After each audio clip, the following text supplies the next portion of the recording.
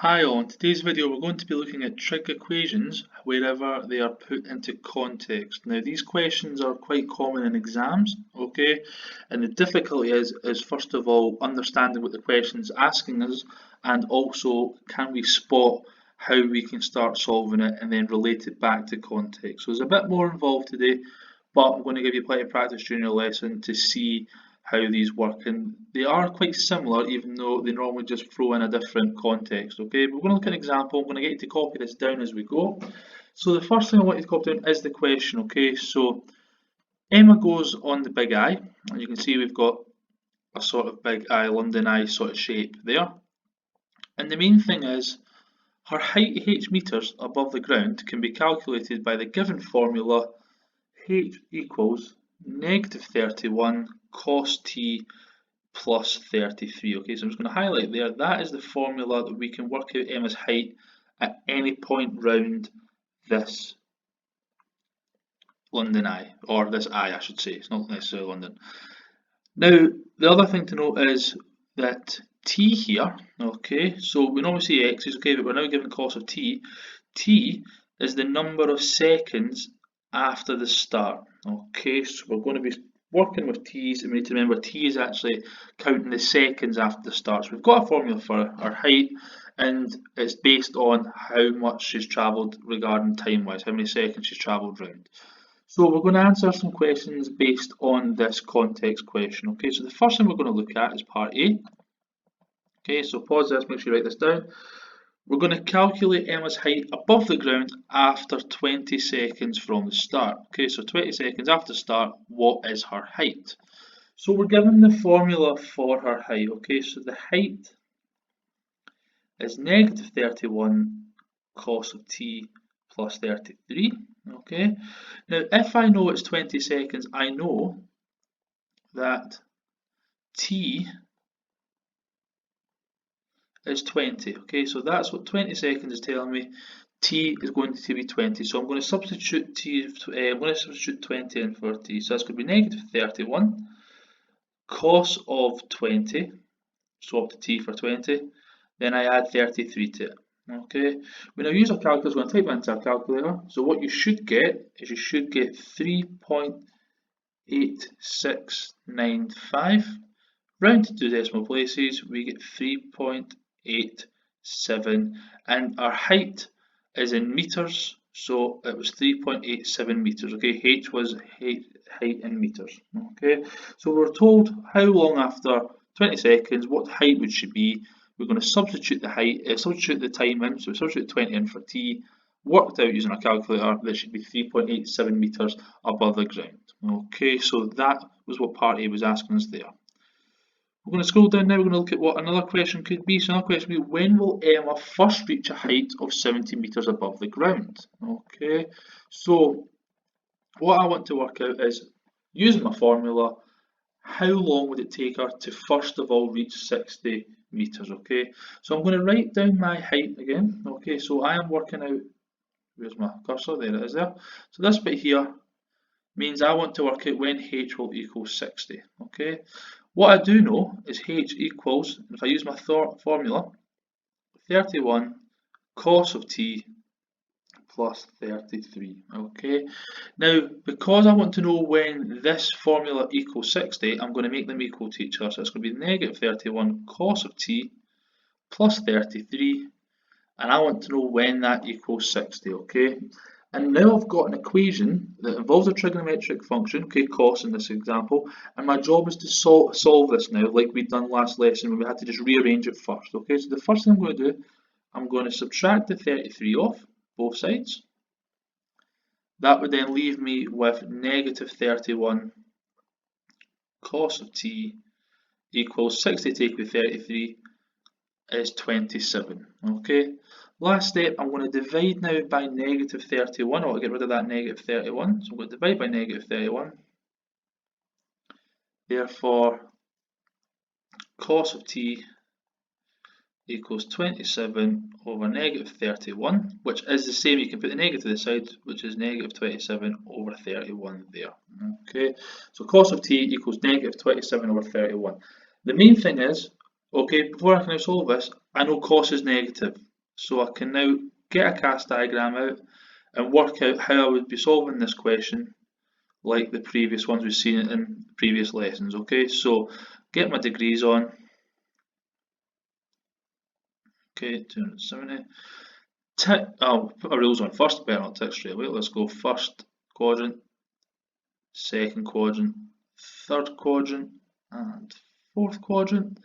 Put my rules on, so it's x in there, 180 minus x, 180 plus x, and 360 minus x. So that is our rules there. So we're now going to tick what we know. So if cost was positive, I'll be ticking the all and the cost quadrant.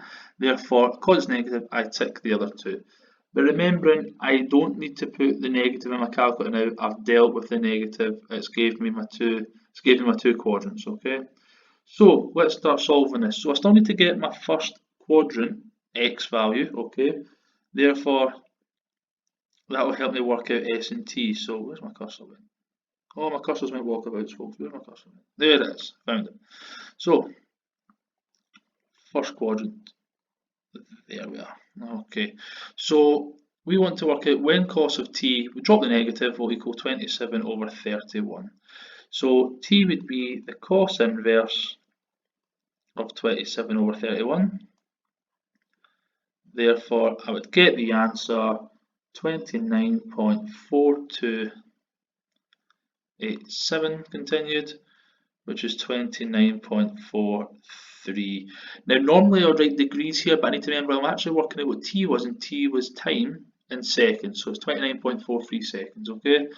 However, I still need to work out what my answers in my second and third quadrants are, so in the second quadrant, it's going to be 180 minus t, which is going to be 180 minus 29.43, which is going to give me an answer of 150.57 seconds. Okay, third quadrant,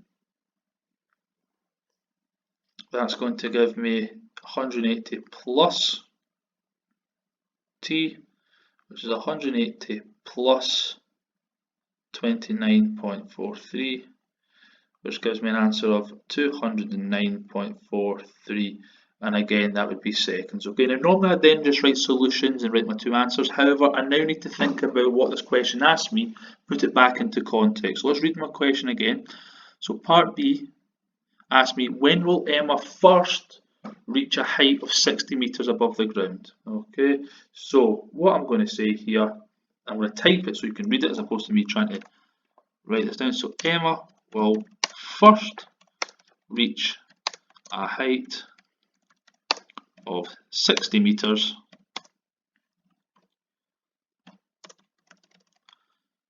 now for some reason it doesn't like that.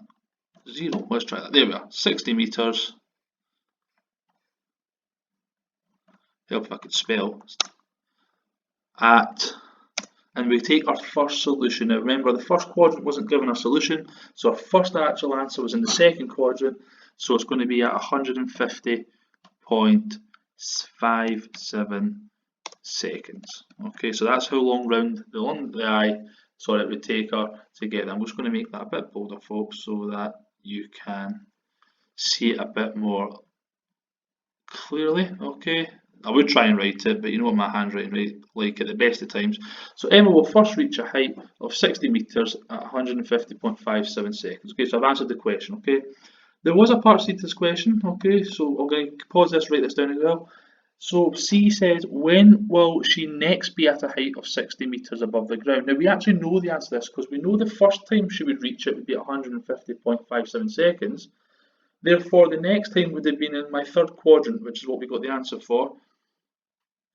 So Emma will reach at a height of 60 meters